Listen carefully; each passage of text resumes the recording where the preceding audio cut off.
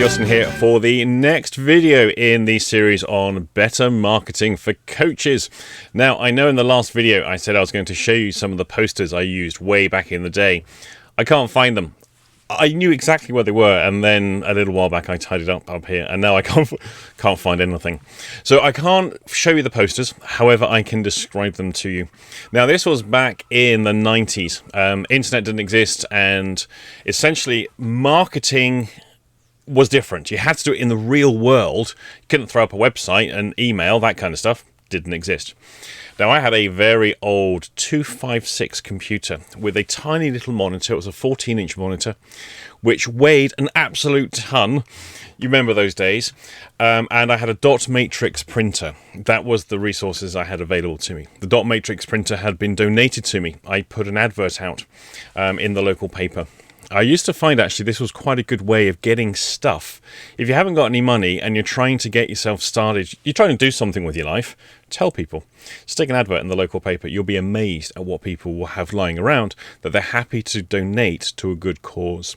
These days, of course, you've got all the local internet forums that you can use. There's nextdoor.com as well as all the Facebook pages and stuff like that, which, of course, you really want to delete your Facebook. Don't do anything with them. So, real world posters out there in the physical space as opposed to in cyberspace. Now, my posters were printed on a dot matrix printer. So you've just got to have that in mind. You used to use an awful lot of ink. And what I used to do was actually, because it's on a ribbon, in the old days, it used to take ages to print stuff out. I would actually drop ink onto the spool to recharge the spool. It's the only way I could afford to do it. And then as time went on, I used to go to the printers and get stuff printed there a little bit more expensive to do, but cost-effective way of doing it. So I had a better quality print of stuff. Some of my posters were handmade. I would make collages cut out of magazines and newspapers using lettering and compile them, get a photocopy of it, and then take that off to the printers to get printed up. Now, you need a strategy with your postering. And my strategy was never leave the house without an armful of posters. It was in my bag, in my backpack, and everywhere I ever went, I had postcard size, both in portrait and in landscape, threefold A4 leaflets that I had made up myself. I would get them printed, because it's double-sided, and then I'd fold them all by hand. I'd have a whole bunch of those leaflets. A5 and A4, both portrait and landscape. So I had basically a big folder just filled with different posters. They were all different. Not all different, but I had, I say, 5 or 6 different types at any one time, and I constantly changed them as well. Now, what I also used to do was to go out with lots of blue tack, lots of drawing pins, and lots of spare ones. The simple reason is this. On a university or hospital notice board, people are constantly putting up their posters for their events or whatever they're selling, their rooms for let, that kind of thing. And they don't have any pins. Now, you've put up your lovely poster and you've put a pin in each corner to keep it nice and flat against the wall, against the board, and some bastard comes along and nicks all your pins, and you end up with it hanging by a corner, or they put a pin in the middle, and now, because of gravity, it starts to curl and fold over on itself, so it can't be seen. So to prevent that, what I used to simply do was load up the notice board with a whole load of pins, and that way people would already have the pins, so they don't have to nick mine. And each week I would go back and swap out the poster for a different one. I would always try, wherever possible, to keep the poster in the same place as it was before. Now, sometimes people put stuff over the top and stuff like that. That happens. But ideally, because my posters were largely comical, I wanted people to become familiar with the fact that there'd be a new one each week. So this was pretty much a full-time job in itself. But because I always had them with me whenever I left the house, didn't have a house actually, I lived in a tiny bedsit, but I could go around, I knew where all the posters, notice boards were, poster boards, community boards. Every board at Southampton University, I knew where every single one was. I knew every notice board at Southampton General Hospital too, both in the staff rooms, but also in the corridors, in the teaching wing, in all the different departments. There was my poster, absolutely everywhere. Now, the leaflets. Everyone who works a reception desk, anywhere, had one of my leaflets, what would I do? I would just sidle up to them and go, "Hi, I want to give you a leaflet. I'm a hypnotherapist. And here is a leaflet outlining my services. This is what I do." You might know somebody. Strike up a conversation and give them a leaflet or two. Oh, and I had cards as well. Although, because awkwardly, I had loads, like 10,000 printed up, had a typo in the cards, but I was too cheap and actually didn't have enough money to get them reprinted. So I put out loads of business cards with a typo in. A bit awkward now looking back, but what can you do?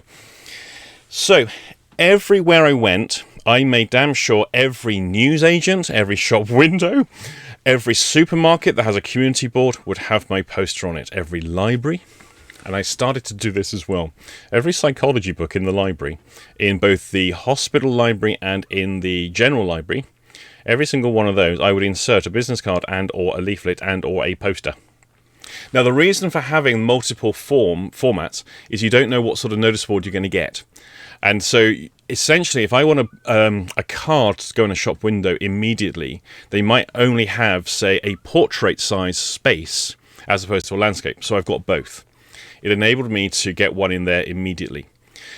Always go around and check them again later because they get vandalized or they get graffiti put on them. Something else I did, but it got me a letter from management. Didn't like it. I kept putting posters on the inside of toilet doors. Now, the reason I would put them on the inside of cubicle toilet doors was simply because the cleaners never see them. Because when they go in to clean the door, obviously they're not seeing the inside of the door. It's a good place to put them. Except management didn't like it very much, and I got a stern letter and a bit of a legal threat, which showed me they were being seen by people. Other things I did. One summer, my sister-in-law phoned me, and she said, "Did you know there's a country fair happening just down the road from you?" I went, "Oh." I knew why she was telling me. I went and this was later on, I got printed up loads and loads of leaflets. I mean, just loads of leaflets. And then a few days later, I'm standing at the entrance to the country fair where lots of people are parking up and entering in, paying their £1, getting the stamp on the back of the hand. Lots of people in high-vis vests standing around. They don't know each other. They've just been hired for the day. And so me standing in amongst them at the entrance, handing a leaflet to every single person walking through, no one thought anything of it. And people take the leaflets. They're just taking that as part of under the windshields, under the windscreen wipers, the lot. So it's a habitual, repeated pattern. Now, what did I put on the posters? The posters were as simple as you can possibly get. No one is going to stand at a notice board and read a lengthy poster. And they, most of all, are not interested in your qualifications, who you trained with, or anything else. My poster took a very simple format. The problem stated at the top in great big letters: depression. There would be a clip art image, or whatever I've cut out of a magazine and then used as a photocopy, that would somehow symbolize depression.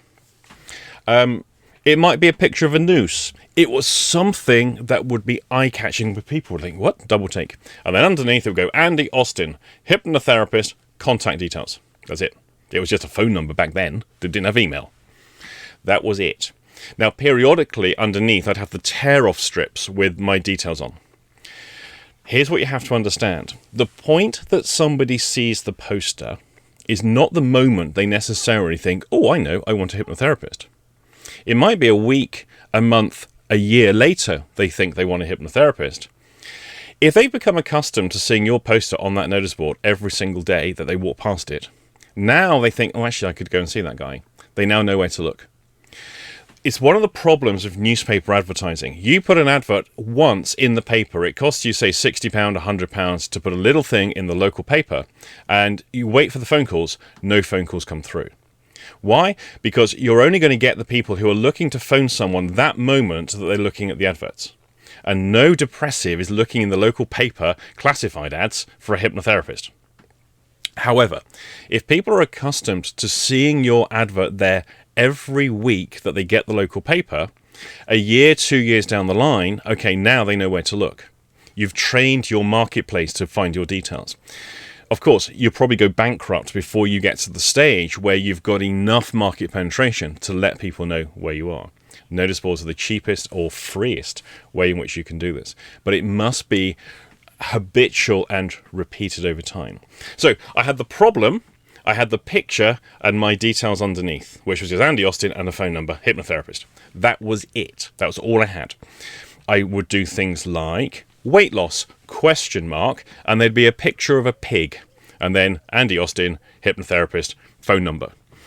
I did every possible permutation of attention-grabbing, eye-catching stuff. If there was a major story that was popular in the local community or in the local goss grapevine of the hospital, I would put that in there too. It was always the same format. The problem in great big letters at the top, usually just 1 or 2 words, a picture, Andy Austin, and a phone number. That was it. That's all I ever used to put on the posters. Even the little cards, it would just go depressed, ? Andy Austin, hypnotherapist, phone number. What people tend to do is they overload their posters, they overload their cards to go in a window with too much data and expect someone both to stand there and read it, and they've got to write it down. You want to keep this as simple as you possibly can. If I was to do the same thing again today, I would do exactly the same. The only difference is, of course, there'd be an email on there, and I would put a QR code. I would just simply have one of those things you scan with the phone, so it can automatically transfer the details to the phone. They're very easy to do. There's lots of online services that will generate a QR code for you, because virtually everybody has a mobile phone in their pocket.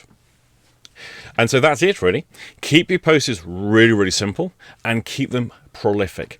Never, ever leave the house without your collection of posters and pins and blue tack, or sticky tack for you guys in the States. Wall tack, I think you call it. In order to make sure that you can put enough reservoir on the notice boards that people aren't going to nick your stuff. And then your poster curls around. You've got to be persistent and repeated with it, and creative. Now, obviously, in these days, you must be sure that you're using copyright-free images, preferably ones you make yourself, or you're getting off services like Pixabay or clip-art services that allow you to use these things for commercial services. Back then, I don't think the law was quite so strict, or people were quite so strict in acting upon these things. These days, of course, it's very different, and we should really stick within copyright restrictions and all the rest of it. So I think that's all I've got on this one. If you have any questions about postering, do please stick them in the comment section below. If you like this series, click that like button. Do consider subscribing. And of course, we have the exclusive member section now, which is lots of additional training content that is, I think, advanced content for therapists. So even if you've done your master practitioner in whatever, I can be fairly confident what I'm giving you in the member section is going to be new for you, because it's much more in-depth and detailed information. So do please consider clicking that join button as well. It's currently just $1.99 a month, and there is loads of videos on there. So thank you for watching this far. I'll see you in the next video.